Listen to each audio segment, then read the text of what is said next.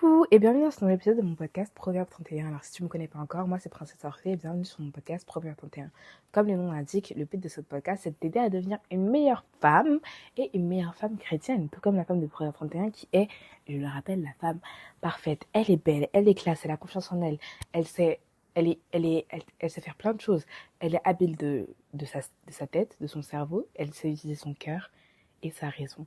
Et c'est quelque chose qu'on admire et c'est quelque chose qu'on veut être des femmes habiles dans tous les domaines. Donc, bienvenue dans ce nouvel épisode de mon podcast.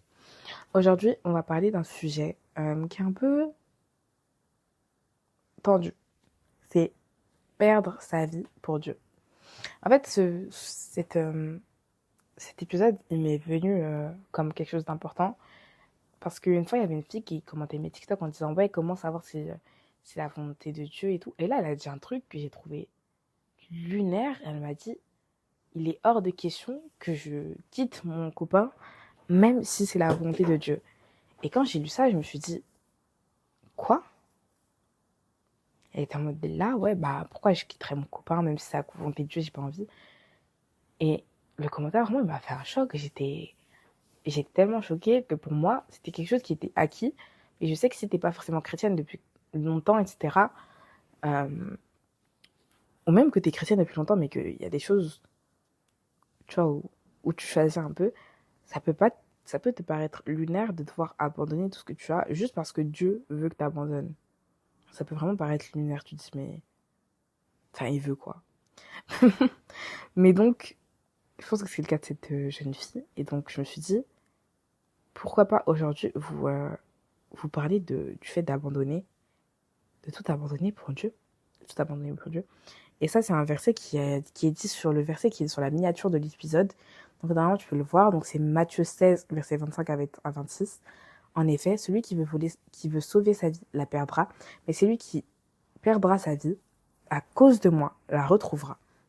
Si une personne gagne toutes les richesses du monde, mais si elle perd sa vie, à quoi cela lui sert-il? Qu'est-ce qu'on peut payer en échange de la vie?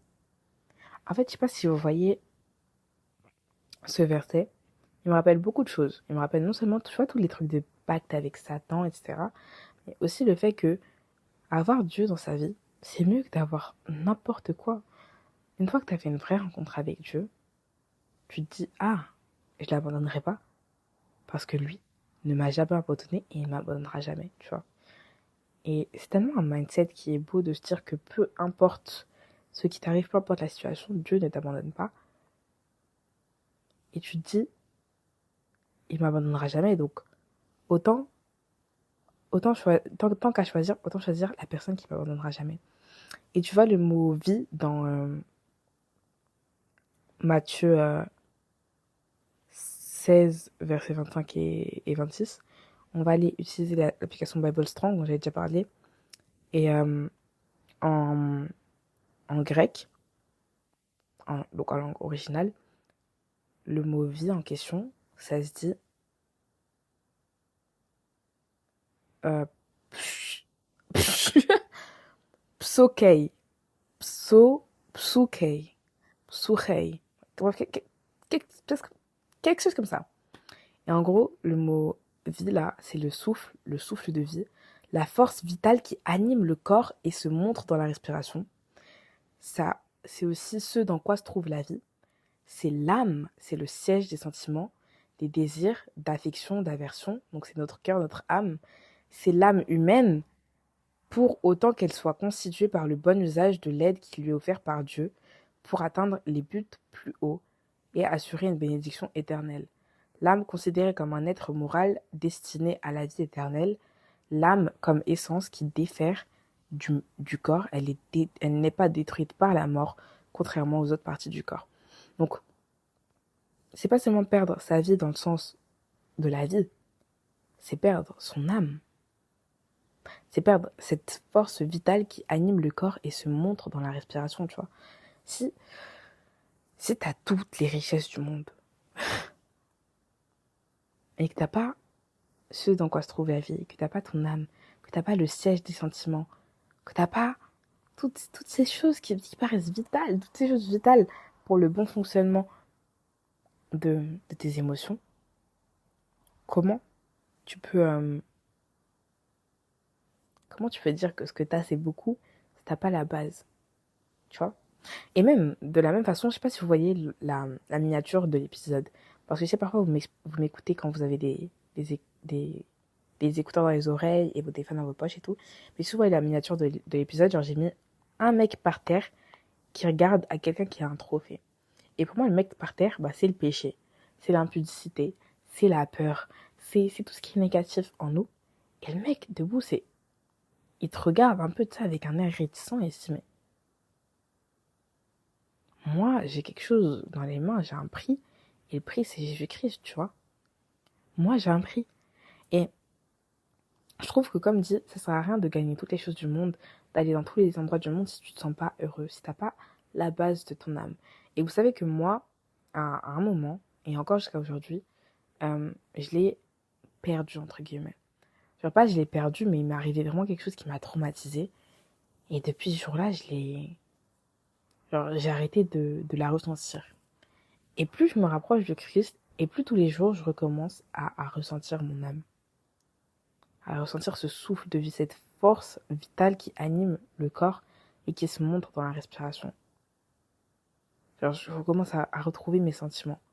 Et je trouve ça tellement beau parce que Jésus n'a jamais menti. Jésus n'a jamais menti. Si une personne gagne toutes les richesses du monde, mais elle perd sa vie, à quoi lui sert-il? À rien. Et comme le dit notre traduction, c'est la traduction NBS, et que servirait-il à un homme de gagner tout le monde s'il perdait son âme, ou que donnerait un homme en échange de son âme? Donc, si tu essaies de garder toutes ces choses qui te paraissent vitales, et que tu perds ce qui t'est vraiment vital, imagine, genre, moi j'ai une bouteille d'eau. Jésus, c'est la bouteille d'eau. Ok. Et on te propose tous les sodas du monde. Mais le soda, même si c'est composé d'eau, c'est pas de l'eau à proprement parler. Donc si t'es déshydraté et que tu bois du soda, il y a même des chances que ça te déshydrate encore plus, vu que tu vois, c'est composé de sucre, etc., plein de trucs chimiques. Et sur le moment, peut-être ça va te rendre heureuse, ça va te donner de la dopamine et tout. Mais sur le long terme, tu ne te sentiras pas hydratée. Tu auras besoin de boire un autre soda pour te ressentir heureuse. Et au bout d'un moment, tu te dis, ah, j'en ai marre des sodas. Alors que quand t'as soif, vraiment, vraiment soif, et que tu bois de l'eau, t'as l'impression que c'est la meilleure boisson du monde, que c'est un iced tea, que c'est un Jack Daniels de 92. T'as l'impression que c'est vraiment une bonne boisson. Parce que c'est ce dont t'as besoin. C'est vraiment ce qui hydrate ton corps. Donc même si tu prends des choses qui sont composées d'eau, qui ont de l'eau artificielle, qui ressemblent à de l'eau, ça ne t'hydratera jamais comme de l'eau.